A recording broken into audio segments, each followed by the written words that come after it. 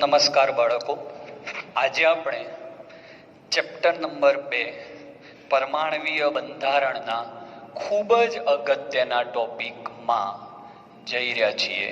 ટોપિકનું નામ છે બોહરનો નમૂનો. બહુ જ અગત્યનો પોઈન્ટ. ઘણા બધા સૂત્રો અને ઘણા બધા કન્ફ્યુઝન સાથે ચાલતો ટોપિક. ઘણા બધા કન્ફ્યુઝન રહે કે સાહેબ શું કરવાનું, ખ્યાલ નથી આવતો, તો એ બધાનો આજે આપણે સોલ્યુશન લાવવાનો પ્રયત્ન કરીશું. તો બોહરનો નમૂનો એ એક ઇલેક્ટ્રોન ધરાવતા સ્પીસીસ માટે લાગુ પડે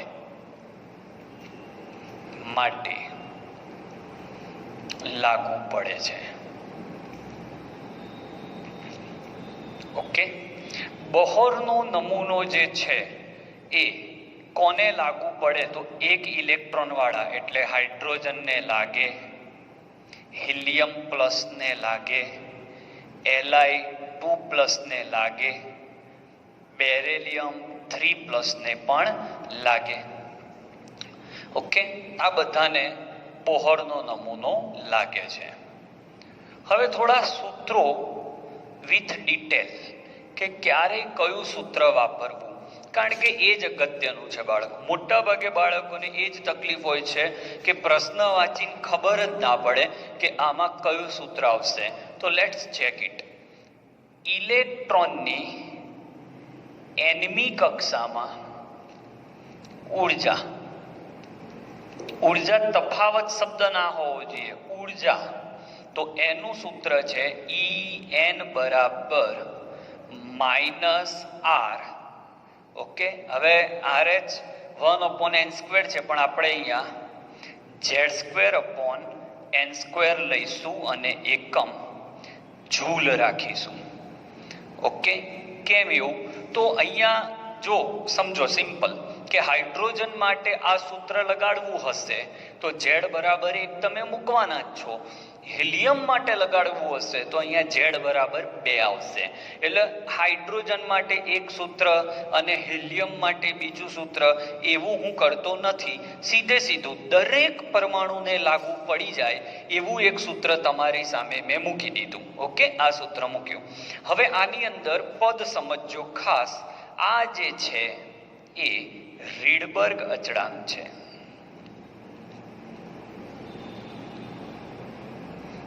જેનું મૂલ્ય છે 2.18 × 10⁻18 જૂલ. ઓકે, n એ કક્ષાનો ક્રમ છે. મોટા ભાગે બાળકો આ વાતમાં પણ કન્ફ્યુઝ રહેતા હોય છે કે સાહેબ કક્ષાનો ક્રમ એ જ ઉર્જા સ્તર? તો હા, એ જ ઉર્જા સ્તર અને એ જ મુખ્ય ક્વોન્ટમ આંક. ઓકે, એટલે આમાં તમે ચિંતા ના કરો. n નો મતલબ આ 3. તમને રકમમાં 3 માંથી કોઈ પણ શબ્દ આપ્યો હોય તમારે n ની જગ્યાએ કિંમત મૂકી દેવાની. Z એટલે પરમાણુ ક્રમાંક. હવે તમને કમ્પેરિઝન કે આ ઉર્જા સ્તરમાં આ હતું તો આ ઉર્જા સ્તરમાં કેટલું? તો કમ્પેરિઝન તો E1 હોય તો અહીંયા RH Z²/n1². E2 હોય કમ્પેરિઝન કે આ ઉર્જા સ્તરમાં આટલું તો આમાં કેટલું? સોરી, H નહીં લખાય મિત્રો. H ક્યારે લખાય ને ક્યારે ના લખાય? તો આપણે હાઇડ્રોજન માટે સૂત્રો લખતા હોઈએ તો H લખવો પડે, પણ આજે જે હું વિડિયો લેક્ચરમાં મૂલ્યો મૂકું છું કે સૂત્રો લખું છું એ દરેક પરમાણુ કે આયન માટે લાગુ પડશે. એટલે કે અહીંયા Z તમારે જે મૂકવો હોય પણ એક ઇલેક્ટ્રોનની સિસ્ટમ હોવી જોઈએ. ફરીથી અહીંયા Z²/n2².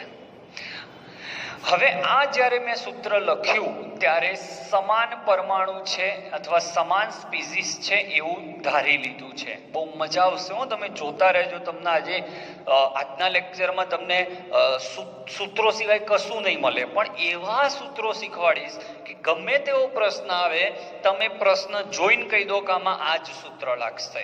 ઓકે, તો હવે સમાન સ્પીસીસનો મતલબ તમને એવું કે હાઇડ્રોજનની પ્રથમ કક્ષામાં આટલી ઉર્જા, તો હાઇડ્રોજનની આ કક્ષામાં કેટલી ઉર્જા, તો બંને વખતે સ્પીસીસ સેમ રહ્યા છે. ઓકે, તો આનું સૂત્ર બનશે E1/E2 બરાબર R ઉડી જશે Z² ભાગ્યા N1² ભાગ્યા Z² ભાગ્યા N2². ઓકે, તો આને Z² ઉડી જાય અને Z² ઉડી જશે એટલે N2² ઉપર જતો રહેશે એટલે E1/E2 બરાબર N2² ભાગ્યા N1². ઓકે, આ તમારું સૂત્ર થયું. સ્પીસીસ સેમ હોય તો પણ સમજો કે સ્પીસીસ અલગ છે. સ્પીસીસ અલગ હશે એવું કે હાઇડ્રોજનની પ્રથમ કક્ષામાં આટલી ઉર્જા તો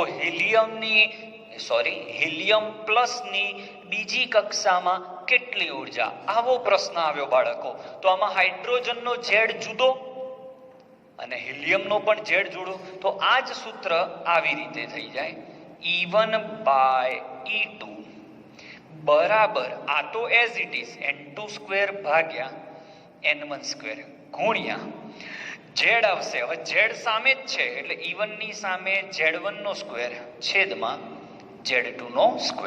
જો સ્પીસીસ અલગ હોય તો ક્લિયર. અને ઉર્જાના જુદા જુદા સૂત્રો છે એ હું તમને કહી ચૂક્યો છું. ઓકે, તો સૂત્ર નંબર 1 ની કમ્પ્લીટ માહિતી તમારી સામે છે. પ્રશ્ન કેવી રીતે પૂછાય એ પણ કહી દીધું મેં, છતાં પણ વધુ પ્રશ્નો આપણે શીખીશું. પણ આજનો લેક્ચર સૂત્રો માટે છે, તો પ્લીઝ ટેક ધ સ્ક્રીનશોટ, પછી આગળ સૂત્રો શીખવાડું છું. ચલો, લેવાઈ ગયો સ્ક્રીનશોટ? ઓકે,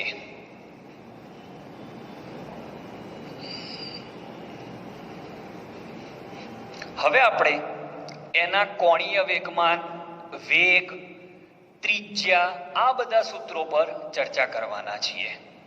ઓકે, વરસાદના લીધે ભૂસવામાં તકલીફ પડી રહી છે, એકાદ મિનિટ બગડે છે આપણી, હું જાણું છું. બહુ મહેનત થાય છે વિડીયોમાં. હાસ, ભૂસાઈ ગયેલો, સરસ. હવે બીજું સૂત્ર શીખવાડું હું તમને, ત્રિજ્યાનું. તો ત્રિજ્યા માટે R બરાબર A0. હવે આમાં મજા આવે એવું છે, A0 ત્રિજ્યા. A0 નો મતલબ શું થાય બાળકો? તો A0 નો મતલબ થાય એક અચળાંક, બરાબર. એની અચળાંકનું મૂલ્ય છે A0. N² એટલે કક્ષાનો ક્રમ ભાગ્યા Z. ઓકે, જ્યાં A0 બરાબર 52.9 લો તો આનો એકમ પિકોમીટર આવશે. તો Rn બરાબર 52.9 N²/Z પિકોમીટર. આમાં પણ જો તમે કમ્પેરિઝન કરો કે ભાઈ પ્રથમ કક્ષાની ઉર્જા આટલી, બીજી કક્ષાની ઉર્જા આટલી, ત્રિજ્યા પહેલી કક્ષાની ત્રિજ્યા આટલી છે તો ચોથી કક્ષાની ત્રિજ્યા કેટલી, તો આ રીતે લેવાય. R1 બરાબર 52.9 N1² ભાગ્યા Z. R2 બરાબર 52.9 N2² ભાગ્યા Z. બંનેનો ભાગાકાર કરો તો R1 ભાગ્યા R2 બરાબર શું થશે? 52.9 નીકળી ગયા એટલે N1² ભાગ્યા Z, N2² ભાગ્યા Z. Z ઉડી જશે. ઓકે, તો સીધું આવી ગયું R1/R2 બરાબર N1² ભાગ્યા N2². જો આમાં પણ સ્પીસીસ અલગ હોય તો ફરીથી જો સ્પીસીસ અલગ હોય તો આ એમનું એમ રહેશે. અને અહીંયા હવે જુઓ ઝેડ, અહીંયા તમે જુઓ ઝેડ છેદમાં છે એટલે R1 છે તો Z1 નીચે, R2 નીચે છે તો Z2 ઉપર. ક્લિયર? તો સૂત્ર નંબર 2 ત્રિજ્યા આપણે ક્લિયરલી સમજી લીધું કે ભાઈ ત્રિજ્યા કેવી રીતે શોધાય. આઈ હોપ કે તમને દરેક સૂત્રો વેલ ડિટેલમાં ખબર પડી રહી હશે. સૂત્રો નહીં આવડે તો ભરાઈ જશો. ઓકે, ચલો સૂત્ર નંબર 3, કોણીય વેગમાન. સ્ક્રીનશોટ લઈ લો આનો પહેલા, ચલો ફટાફટ. ઓકે,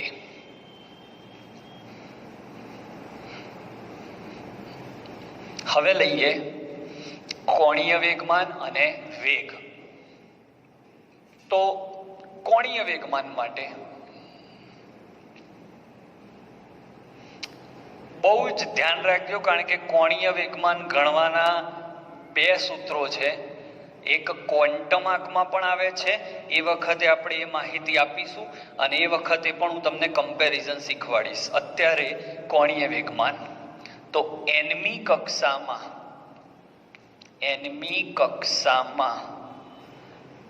કોણીય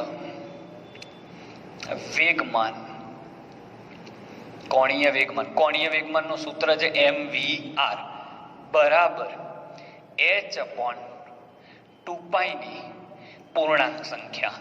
એટલે mvr બરાબર nh/2π.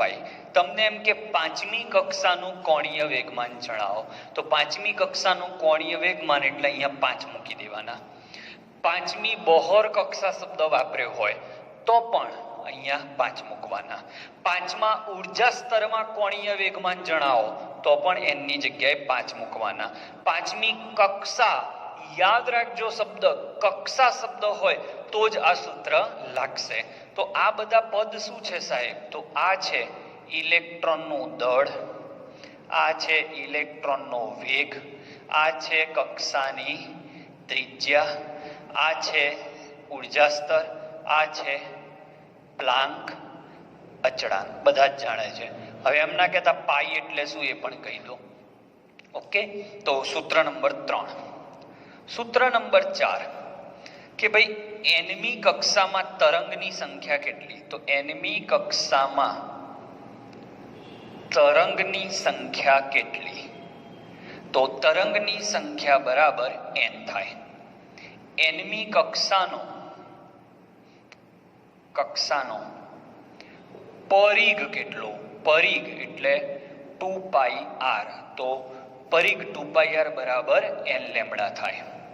ઓકે, હવે આપણે વેગ લઈએ. વેગ કેટલો? તો nમી કક્ષામાં ઇલેક્ટ્રોનનો વેગ બરાબર, જોઈ લઈએ આપણે, nમી કક્ષામાં ઇલેક્ટ્રોનનો વેગ બરાબર v બરાબર v0 z ભાગ્યા n.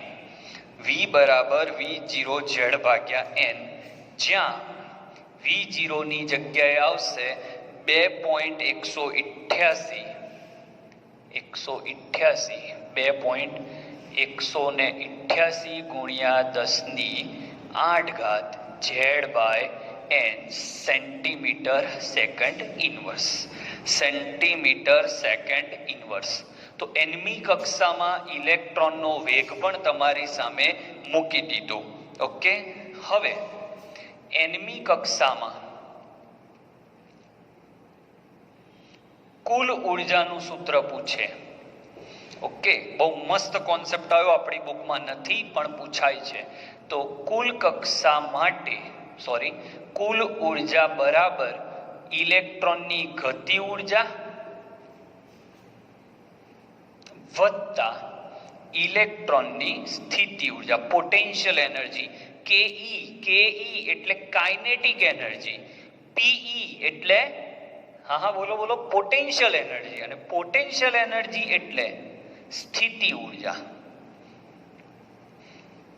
આ બેનો સરવાળો કરો એટલે તમને કુલ ઉર્જા મળી જાય. અને કાઇનેટિક એનર્જી બરાબર, જો આ પોટેન્શિયલ એનર્જીને ના આપ્યું હોય તો કાઇનેટિક એનર્જી એ કુલ ઉર્જા કરતા માઇનસ હોય. જેટલી ઉર્જા શોષાઈ જાય એટલી કાઇનેટિક એનર્જી ઓછી થઈ જાય, એટલે માઇનસમાં મૂક્યું છે. એ જ રીતે પોટેન્શિયલ એનર્જી જે છે, પોટેન્શિયલ એનર્જી, તો પોટેન્શિયલ એનર્જી એ -2 વખત કાઇનેટિક એનર્જી છે. અને પોટેન્શિયલ એનર્જી બરાબર, આ સૂત્રો બધા ફિઝિક્સમાં તારવણી સાથે છે, આપણે એની જરૂર નથી. કાઇનેટિક એનર્જીની જગ્યાએ માઇનસ ઈ મૂકી દો, મુકાય ને, માઇનસ માઇનસ ગયા તો પોટેન્શિયલ એનર્જી બરાબર 2E. તો આટલા સૂત્રો આપણે En આધારિત શીખ્યા. ઓકે, હવે આપણે ડેલ્ટા E ના સૂત્રો શીખીશું. આનો સ્ક્રીનશોટ લઈ લો.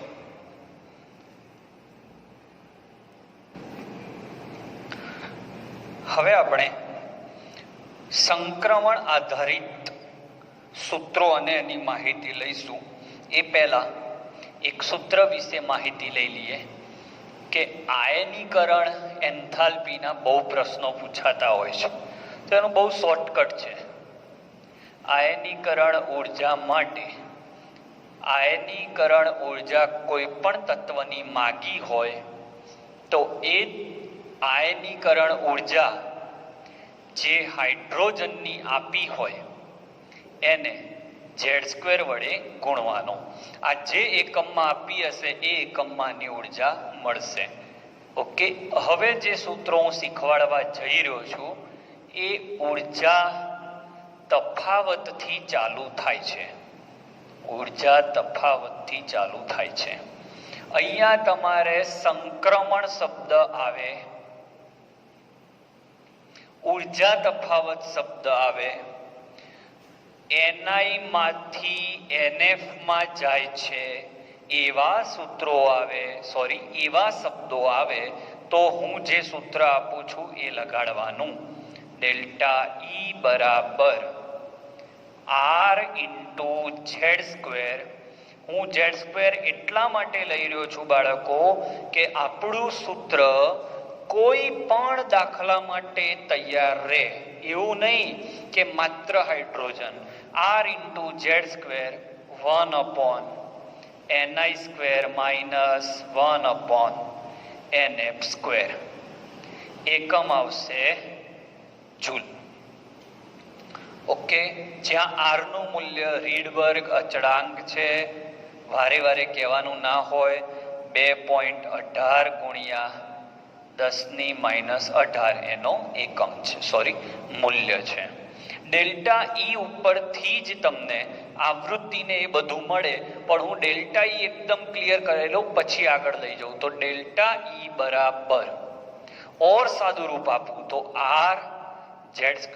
જોતા રહેજો. હવે આ ઉપર આ બાજુ તો Nf² માઇનસ Ni² છેદમાં Ni² ઇન્ટુ Nf².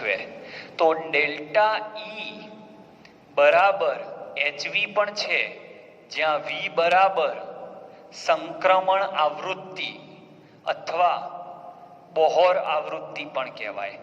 વળી ડેલ્ટા E બરાબર Hc/લેમ્બડા પણ છે, જ્યાં લેમ્બડા એ સંક્રમણ દરમિયાન તરંગ લંબાઈનો કોન્સેપ્ટ છે. તો હું હવે જે કહેવા જઈ રહ્યો છું એ ગમે તેવા MCQ ને શોર્ટમાં સોલ્વ કરવા માટે છે કે Ni² ઇન્ટુ Nf² છેદ નો ગુણાકાર જેટલો વધારે હશે, બહુ જ ઝડપથી પ્રશ્નો સોલ્વ કરવા માટે Ni² અને Nf² નો ગુણાકાર જેટલો મોટો હશે, એનર્જી તફાવત એટલો જ નાનો હશે. છેદ જેટલો મોટો એટલો ડેલ્ટા E નાનો, સીધી વાત છે. અને ડેલ્ટા E નાનો હશે તો આવૃત્તિ પણ ઓછી હશે, કારણ કે આવૃત્તિ સામે જ છે, અને લેમ્બડા વધારે હશે. લેમ્બડા વધારે હશે. એટલે બહુ જ ધ્યાન રાખીને આ વસ્તુ તમારે ભણવાની રહેશે, કિંમત મૂકીને. અને આનાથી ઊંધું, જો Ni² ઇન્ટુ Nf² ઓછો હોય, છેદ જેટલો નાનો હશે એટલો તમારો ડેલ્ટા E વધશે, આવૃત્તિ વધશે અને લેમ્બડા ઘટશે. આગળ જોઈ ગયા છીએ એ મુજબ તરંગ લંબાઈ અને આવૃત્તિ વ્યસ્ત પ્રમાણમાં છે. તરંગ લંબાઈ ટૂંકી હોય અને આવૃત્તિ ઊંચી હોય, ઊંધું હોય, બરાબર. તો આનાથી કેવી રીતે એપ્લાય કરવું એ હું MCQ શીખવાડીશ ત્યારે, પણ તમારા ચોપડામાં આ વસ્તુ ફરજિયાત હોવી જોઈએ. આની સાથે બીજી બે વાતો કરી દઉં. નાના ઉર્જા સ્તરમાંથી ઊંચા ઉર્જા સ્તરમાં જાય, નાના શબ્દ યોગ્ય નહીં લાગે, નીચા ઉર્જા સ્તરમાંથી ઊંચા ઉર્જા સ્તરમાં જો ઇલેક્ટ્રોન જાય તો આ ઘટના જે થઈ એ ઘટનાને આપણે શોષણ કહીશું. અને શોષણ થાય ત્યારે ડેલ્ટા ઈ નું મૂલ્ય ધન આવે. શોષણ બીજી કક્ષામાંથી પાંચમી કક્ષામાં જવું એટલે નીચા ઉર્જા સ્તરમાંથી ઊંચા ઉર્જા સ્તરમાં જવું છે તો શોષણ થયું કહેવાય. બરાબર. પણ આનાથી ઉલટું, જો ઊંચા ઉર્જા સ્તરમાંથી નીચા ઉર્જા સ્તરમાં આવે છે તો અહીંયા શું થયું કહેવાય? તો પાંચમા ઉર્જા સ્તરમાંથી નીચે આવે તો અહીંયા ઉત્સર્જન થયું કહેવાય. અને એવા પોઈન્ટ માટે ડેલ્ટા ઈ નું મૂલ્ય નેગેટિવ આવે. ઓકે. હવે અહીંયાથી એક બીજો પોઈન્ટ બહાર કાઢું છું. તરંગ સંખ્યાનું સૂત્ર પૂછે તો તરંગ સંખ્યા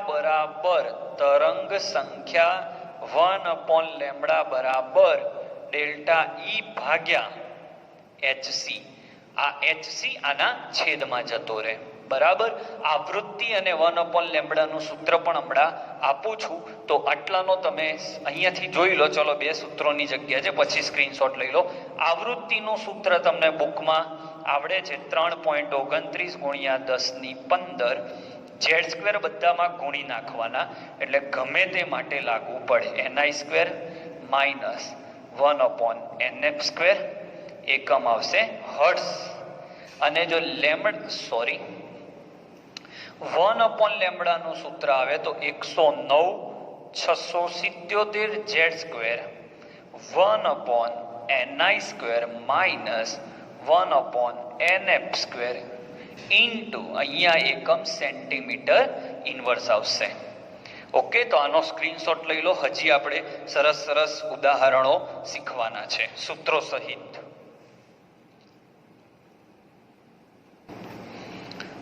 ચલો બોહરના નમૂનાના બીજા કેટલાક સૂત્રો શીખી લઈએ. કે તમને એમ કે વિકિરણ અથવા ઇલેક્ટ્રોન એ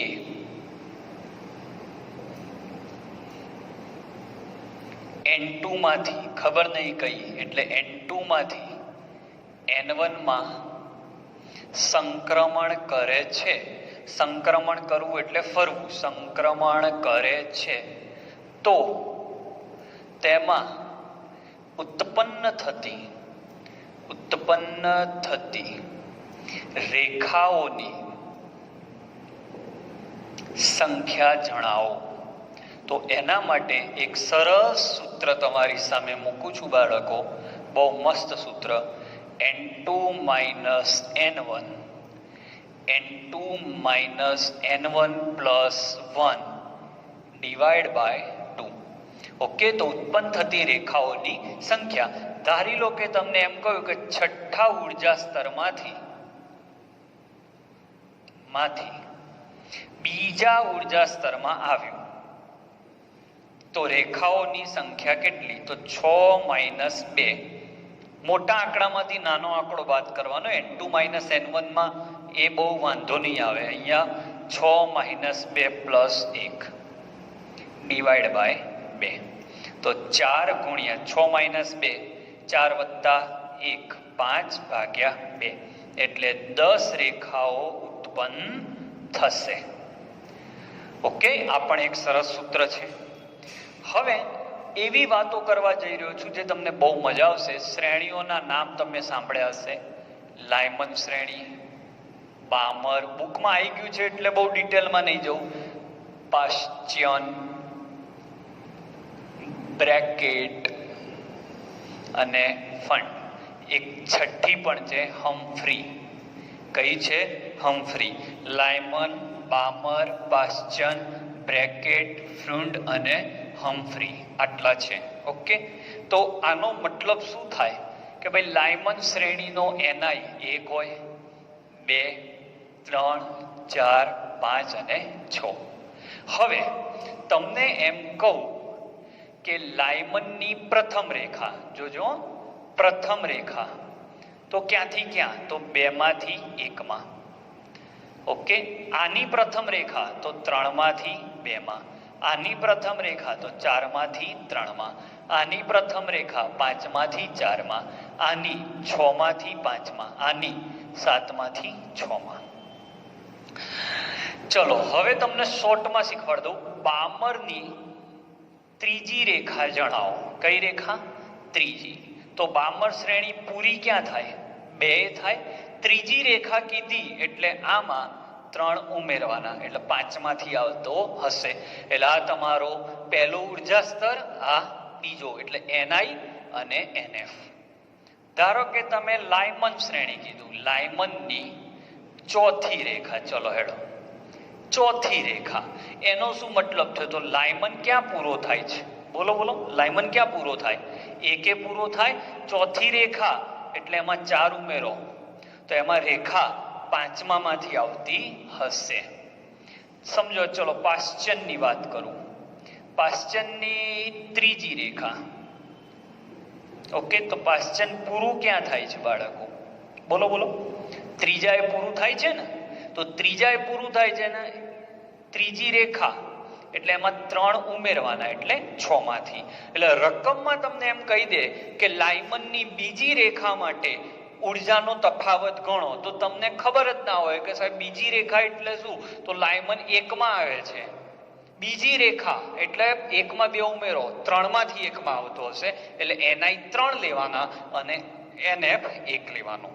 આઈ થિંક તમને ખબર પડી રહી હશે હું શું કહું છું, બરાબર? હવે તમને એમ કે અનંત રેખા. અનંત રેખા તમને કે અનંત રેખા. એટલે ભાઈ અનંત રેખા એટલે ક્યાંથી આવે? ખબર જ નહીં. તો લાયમન માટે જો હું વાત કરું અનંત રેખાની, તો લાયમન માટે 1 માં આવવાનું છે. ક્યાંથી? અનંતમાંથી. તો આનો ઉર્જા તફાવત હાઈએસ્ટ હોય, આવૃત્તિ હાઈએસ્ટ હોય અને તરંગ લંબાઈ લોએસ્ટ હોય. અનંત અંતરેથી આવવાનું છે એટલે ઉર્જાનો કૂદકો બહુ મોટો વાગશે સાહેબ. ઓકે, અનંત રેખા માટે. અને નજીકની રેખા કે નજીકની રેખા, તો સૌથી નજીકની રેખા ક્યાં આવે? 2. તો 2 માંથી 1, તો ઉર્જાનો તફાવત બહુ, 2 માંથી 1 એટલે આમ લેમ્બડા ઇન્ફિનિટિવ માંથી બહુ મોટો ગેપ છે. 2 માંથી ગેપ નાનો છે એટલે ડેલ્ટા ઈ ઓછો, આવૃત્તિ ઓછી અને લેમ્બડા મેક્સિમમ. આ લેમ્બડા મિનિમમ હોય અને આ લેમ્બડા મેક્સિમમ હોય. ક્લિયર? તો આ રીતે તમે ઘણું બધું શીખી શકો છો. અનંત રેખા એટલે શું, નજીકની રેખા એટલે શું, પ્રથમ રેખા એટલે શું, એ બધી ચર્ચા આની અંદર થાય છે. હવે આના પછીના લેક્ચરમાં આપણે MCQ શીખવાના છીએ આ ટોપિકના. પછી ફોટો ઇલેક્ટ્રિક અસર, દ બ્રોગલી અને હાઇઝનબર્ગના સૂત્રો શીખીશું. પછી એના MCQ શીખીશું. એટલે છેલ્લે ક્વોન્ટમ આંક, બહુ જ મજા આવે એવો પોઈન્ટ. ક્વોન્ટમ આંક જલસા કરે દે સાહેબ તમને. એક જોરદાર હોમવર્ક તમને આપીને જઉં છું, બહુ જ વિચારીને જવાબ આપજો. બુકની અંદર એક આવો આલેખ છે કે ભાઈ લાયમન શ્રેણી, પછી બામર. જોજો તમે, લાયમન, બામર, પાશ્ચન, બ્રેકેટ અને ફ્રુન્ટ. તો તમે વિચાર્યું કોઈ દિવસ કે લાયમન અને બામરની વચ્ચે ગેપ વધારે છે, બામર અને પાશ્ચનની વચ્ચે ગેપ ઓછો છે, આ બેની વચ્ચે ઓર ઓછો અને આ બેની વચ્ચે બહુ જ ઓછો, તો આવું કેમ? તો એનો જવાબ તમે મને યુટ્યુબની અંદર કોમેન્ટમાં આપી શકો છો કે આવું કેમ થાય છે. લાયમન બામર વચ્ચે ગેપ વધારે છે, પછી ગેપ ઓછો થાય છે. બીજો એક અનુભવ તમે જોજો ચોપડીની અંદર, લાયમનમાં રેખાઓ હશે, પાશ્ચનમાં હશે, બ્રેકેટમાં હશે, ફ્રેન્ડમાં હશે, હમ્ફરીમાં હશે. આ બધી રેખાઓ બ્લેક એન્ડ વ્હાઇટ હશે. પણ બામર શ્રેણીની અંદર જે રેખાઓ દોરી છે એ કલરફુલ છે. કેમ કલરફુલ છે? કોમેન્ટમાં મને જવાબ આપજો. બરાબર? શ્રેણીઓ યાદ રાખવાની ટેકનિક આપેલી જ હશે જે તે શિક્ષકોએ, છતાં પણ લાય, લાય, બા, પા, બેઠું. યાદ રાખવાનું, આપણને બોર્ડમાં જે શીખવા મળ્યું છે એ ટેકનિક તમને ફાવી ગઈ હોય તો આ ટેકનિક ક્યારેય એપ્લાય કરવાની રહેતી નથી, ક્યારેય એપ્લાય ના કરતા. હું વારે વારે દરેક લેક્ચરમાં કહું છું, વિડીયો શેર, સબસ્ક્રાઇબ, લાઈક એ નહીં કરો ચાલશે, પણ જ્યાં કોમેન્ટ આપું એમ કહું કે કોમેન્ટ લખો. તો તમારે જવાબ આવડતો હોય તો ફરજિયાત કોમેન્ટ લખવાની જ, તો મને પણ ખબર પડે કે વિડીયો તમે અંત સુધી જોયો કે નહીં. સ્ક્રીનશોટ લઈ લો. ચલો.